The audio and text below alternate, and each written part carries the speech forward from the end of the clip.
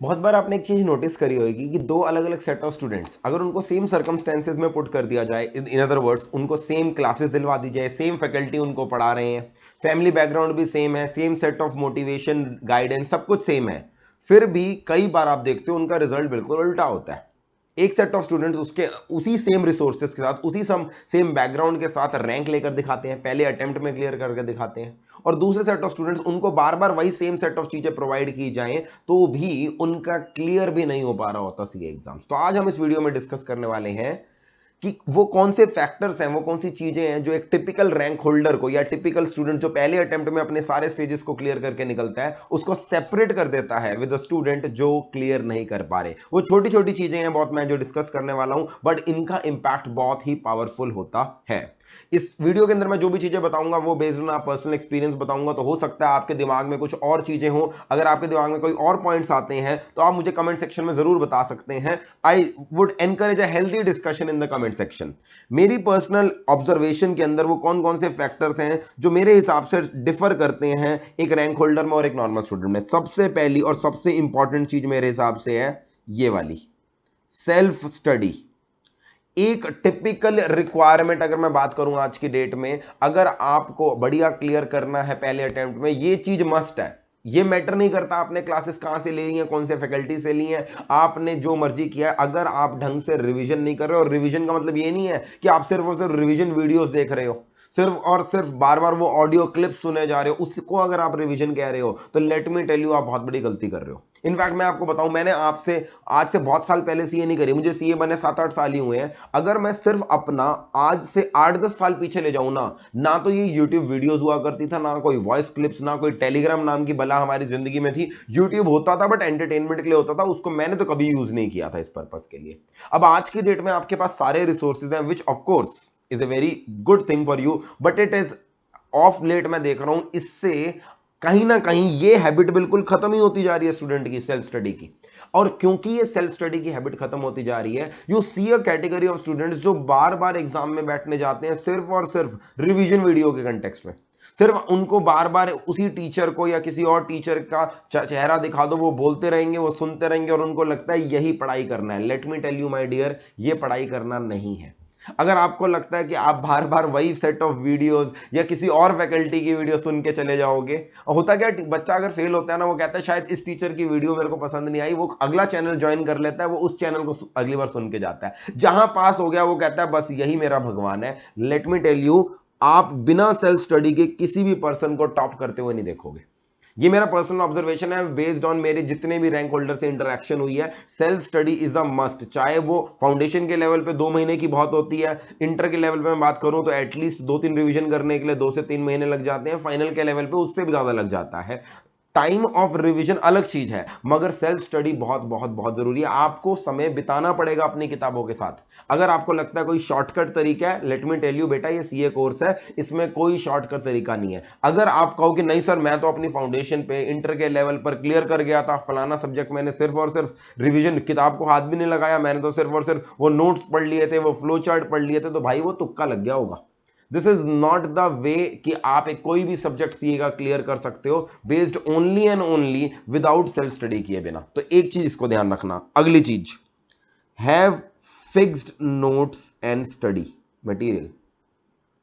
Have fixed notes या फिर study material. अब एक चीज जो मैं आज की डेट में देखता हूं, again it is because, partially because आपके पास बहुत सारे रिसोर्सेज का एक्सेस आ गया है, वो ये है कि बच्चा पहली बार पढ़ता है किसी और बुक से, दूसरी बार अपनी बुक ही बदल देता है, कोई और नोट शुरू कर देता है, फिर किसी और जगह से ब्रश अप नोट्स मिल जाते हैं, अमेंडमेंट नोट्स मिल जाते हैं। अमेंडमेंट नोट्स तो चलो ठीक है, अमेंड टैक्सेशन वगैरह के अंदर अगर आपको अमेंडमेंट करनी है, but unless and until it's amendment, आपको अपने नोट्स क्यों बदलने हैं? अगर आपने पहली बार स्टडी मटेरियल से पढ़ा आईसीआई के, तो अगली बार किसी और टीचर के नोट्स क्यों पढ़ने हैं? और पहली बार आपने किसी टीचर के नोट्स से पढ़ा है, तो अगली बार आपको वो नोट्स क्यों चेंज करने हैं? नोट्स में आपको बताऊं, जितने भी फैकल्टी होंगे ना इस समय मार्केट के अंदर, उन सबके नोट्स कहीं ना कहीं डायरेक्टली इनडायरेक्टली स्टडी मटेरियल पे बेस्ड होंगे। क्योंकि एक चीज तो ओवर पीरियड ऑफ टाइम हर किसी को समझ में आ गया है कि आईसीआई अपने स्टडी मटेरियल को ही बेस बना के चलता है। तो आप जो भी नोट्स यूज कर रहे हो, आपको खुद को अभी तक समझ में आ गया होगा वो नोट्स अच्छे हैं या बुरे। Don't ever change the kind of notes that you are doing. आखिरी के दिनों में तो बिल्कुल भी ये गलती मत किया करो, जहां से आप पढ़ रहे हो वहीं से ही पढ़ते रहो। हद से हद आप क्या कर सकते हो, कुछ छोटा मोटा कोई अमेंडमेंट वगैरह कुछ नहीं आ गई है उसमें रेफर कर सकते हो, अदरवाइज अपने रिसोर्सेज को, अपनी जो चीज जिसको पढ़ रहे हो उसको बार बार चेंज मत करो, ये बहुत बड़ा डिजास्टर है। इसका अगेन आप देखोगे टेलीग्राम चैनल, आज की डेट में टेलीग्राम एक ऐसी ऐप है जहां पर मैं इतने चैनल्स देखता हूं जहां पर डेली के बेसिस पर 15-15 20-20 पोस्ट होते रहते हैं। मैं भी उन चैनल्स का पार्ट हूं, मैं देखता रहता हूं वहां पे क्या चलता है। होता क्या, आप अभी तक एक लाइन, एक प्लान ऑफ थॉट के साथ चल रहे हो, आपने कोई नए नोट्स देखे टेलीग्राम पे, डाउनलोड किया, फ्री थे, प्रिंट निकाल के पढ़ने बैठ गए। आपने जो अपने लिए प्लान बनाया था 1 मिनट में आपने बदल दिया। तो ऑलवेज, जैसे मैंने अपनी लास्ट वीडियो में बोला था ना, ऑलवेज हैव अ प्लान, और प्लान के साथ ही चलना है। अगर आप प्लान तोड़ के बार बार अपने नोट्स बदलोगे तो it will only cost you, it will not benefit you. Third point जो मैं आपको बताना चाहता हूं वो ये है, what to do when feeling hopeless. हर किसी की, अगर आपको ऐसा लग रहा है सिर्फ आपके साथ ही ऐसा हो रहा है कि बीच बीच में ऐसा स्टेज आती है जब आपको लगने लग जाता है कि नहीं यार मेरे साथ तो कुछ भी सही नहीं जा रहा, मेरी तो पढ़ाई ढंग से नहीं हो रही, तो ये चीज मैं बताऊं ये सबके साथ होती है। Even best of best people, मेरी खुद की 2 बार रैंक आ चुकी है सीए कोर्स के अंदर। अगर मेरी all India 5th rank, all India 6th rank आई थी, तो उस स्टेज में अगर आप मेरी हालत देखोगे एग्जाम से पहले, तो मेरे पास भी ये स्टेज होगी, होपलेसनेस की स्टेज। जब आप लंबे समय के लिए सेल्फ स्टडी कर रहे होते हो, घर बैठ के पढ़ रहे होते हो, it is quite obvious that negative thoughts आती हैं, but that is where it makes the difference कि आप उस समय सोचते क्या हो। मेरा पर्सनल एक्सपीरियंस ये कहता है कि अगर आप जब भी होपलेस हो रहे हो, हमेशा जब आप प्रिपरेशन कर रहे हो ना, अपने माइंड में वो गोल या ऑब्जेक्टिव को याद रखो जिसको आपने अचीव करना है। जैसे मैं टिपिकली अपने माइंड में क्या रखता था, अगर मैं एक रैंक लेने के लिए पढ़ाई कर रहा हूं तो I just use to imagine, मैंने मान लो कोई सेरेमनी अटेंड कर रखी है, अवार्ड सेरेमनी, और विच वाज ट्रू ऑल्सो, मैंने अपने फाउंडेशन लेवल पे ही इंटर फाइनल वालों की अवार्ड सेरेमनी अटेंड करी थी, तो मैंने एक वो पिक्चर अपने माइंड में बसा ली थी कि मुझे वहां पर होना है एक दिन। वो रैंक, टॉप 10 रैंक होल्डर्स को जिस तरह से फेलिसिटेट किया गया था, जिस तरह से लोग उनसे पूछ रहे थे, लोग फोटो खिंचवा रहे थे उनका, तो मुझे दिमाग में फिट हो गया था यार मुझे वो अचीव करना है। जब आप होपलेस सिचुएशन में होते हो, इस तरह का कोई मोटिवेटिंग फैक्टर, वो ऑब्जेक्टिव जो आप अचीव करना चाहते हो, वो जो गोल अचीव करना चाहते हो, उसको अगर आपके दिमाग में रखोगे ना, वो आपको कहीं ना कहीं उसको हेल्प करने में मोटिवेट करेगा।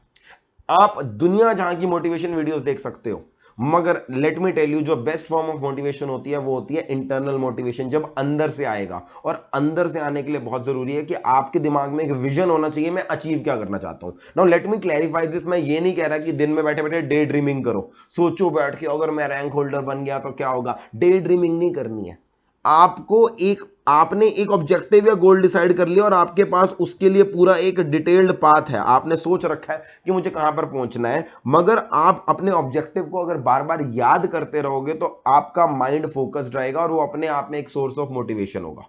बहुत सारे स्टूडेंट्स हो सकते हैं जिनके जो सीए इसलिए परस्यू कर रहे हैं क्योंकि उनके पेरेंट्स का सपना था सीए करने का, या उनके पेरेंट्स बहुत हम्बल बैकग्राउंड से, उनको लगता है कि यार मेरी सीए ही एक ऐसी चीज है जिससे मैं अपनी फैमिली का पूरा बैकग्राउंड चेंज कर सकता हूं। तो इस चीज के बारे में सोचो, अपने गोल के बारे में बार बार सोचोगे, वही आपका मोटिवेशन फैक्टर होगा। और यहां पर लेट मी टेल यू, जब होपलेस सिचुएशन में आपको वो मोटिवेट करता है ना, वहीं सबसे बड़ा डिफरेंस आ जाता है कि आपकी पढ़ाई कैसे चल रही है। हो सकता है पेपर की सुबह वाले दिन आप होपलेस हो, मगर सिर्फ इन चीजों के बारे में सोच लोगे तो आपका ऑल ऑफ ए सडन पूरा का पूरा चेंज हो जाएगा माइंडसेट।